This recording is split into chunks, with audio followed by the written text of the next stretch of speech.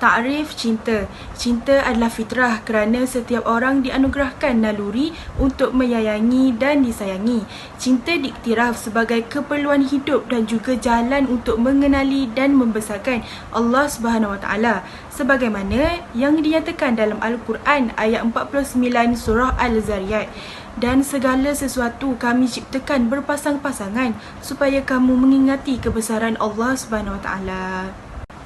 Cinta unggul didefinisikan sebagai cinta tulen kepada pencipta segala cinta iaitu Allah Subhanahu Wa Taala. Cinta yang tulen ini lahir daripada orang yang beriman yang mencintai Allah dengan sepenuh hati dan perasaan, bersikap lemah lembut dan saling kasih mengasihi sesama manusia. Cinta adalah pertalian kasih sayang merangkumi aspek spiritual, emosi fizikal, intelektual dan sosial antara individu yang terlibat di mana mereka saling menghargai nilai-nilai peribadi yang dimiliki dan memuliakan perhubungan yang wujud antara satu sama lain. Cinta juga bererti kemahuan, keasyikan, tarikan, kerinduan dan keresahan yang wujud hasil daripada keterikatan perasaan kepada seseorang atau sesuatu. Pengertian cinta dalam hadis: saling menyebarkan salam dan ucap hormat, memelihara silaturahim iaitu dengan saling berhubung dan ziarah menziarahi, cinta kepada Allah dan Rasulnya dan cinta sesama manusia semata-mata kerana Allah akan melahirkan kenikmatan spiritual atau kelazatan dalam iman.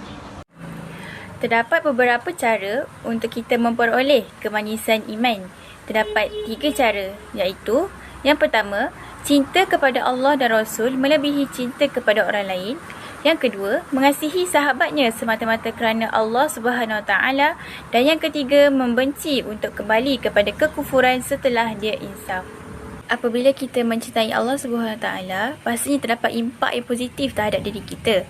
Antaranya ada di dalam sebuah hadis, iaitu فَإِذَا أَحْبَبْتُهُ كُنْتُ سَمْعَهُ الَّذِي يَسْمَعُ بِهِ وَبَصَرَهُ الَّذِي يُبْصِرُ بِهِ وَيَدَهُ الَّتِي يَبْطِشُ بِهَا وَرِجْلَهُ الَّتِي يَمْشِي بِهَا. Maksudnya, jika aku mencintainya, aku adalah pendengarnya yang mendengar dengannya, penglihatannya yang dia melihat dengannya, tangannya yang dia mengambil sesuatu tindakan dengannya dan kakinya yang berjalan dengannya. Sahih Bukhari nombor 6581. Cinta kepada makhluk. Istilah ini tidak terhad kepada manusia sahaja. Makhluk termasuk juga segala hidupan ciptaan Allah Subhanahu Wa Taala sama ada haiwan, tumbuh-tumbuhan, laut, gunung, sungai dan sebagainya. Ia ialah apa yang ada di atas muka bumi ini yang bukan dari ciptaan manusia. Maka makhluk-makhluk ciptaannya harus disayangi dan dihormati. Sebagai contoh, sungai perlulah disayangi, barulah tiada kes pencemaran sungai yang berlaku. Begitu juga, kita haruslah lakukan yang sama terhadap haiwan dan semua makhluk yang lain.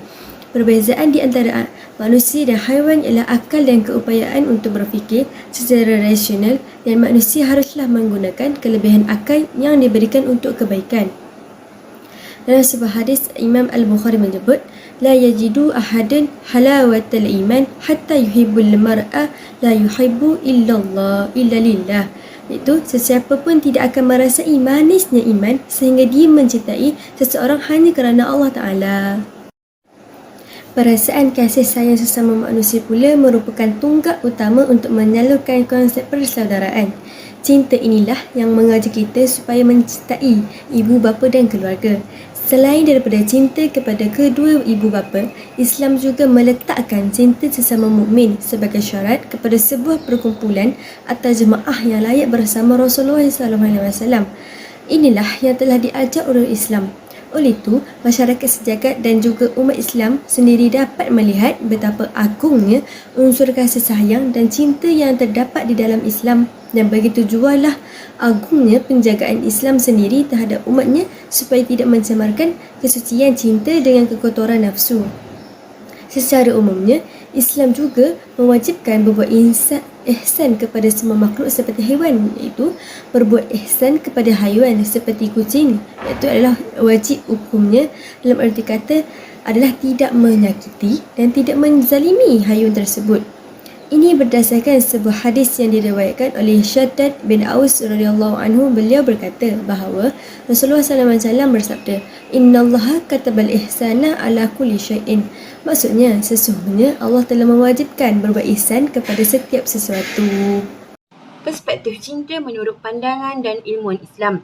Pembentukan akidah manusia juga adalah bermula melalui kesaksiannya kepada Allah sebagai pencipta, mengabdikan diri kepadanya dan beriktikad kepada Nabi Muhammad SAW adalah pesuruhnya. Pembuktian cinta kepada Allah dan Nabi ini juga menunjukkan keunggulan dan tahap iman yang tertinggi pada pandangan Allah SWT. Kesimpulannya, ajaran cinta ilahi yang dikumandangkan oleh tasawuf sebenarnya boleh dijadikan sarana kita untuk lebih memperhalus jiwa. Kehalusan jiwa yang dihasil oleh tasawuf ini diperlukan agar agama tidak selalu difahami secara formalistik yang biasanya ditampilkan oleh kalangan ahli fiqh. Oleh itu, ajaran cinta dalam Al-Quran sendiri juga mengkehendaki keseimbangan antara sisi individual dan sosial, antara emosional dan rasional lah. Cinta boleh dikatakan dengan perasaan yang menginginkan kedekatan diri dari adanya rasa kasih sayang yang kuat, dan disimpulkan tasawuf cinta adalah rasa sayang dan kedekatan dengan Sang Pencipta.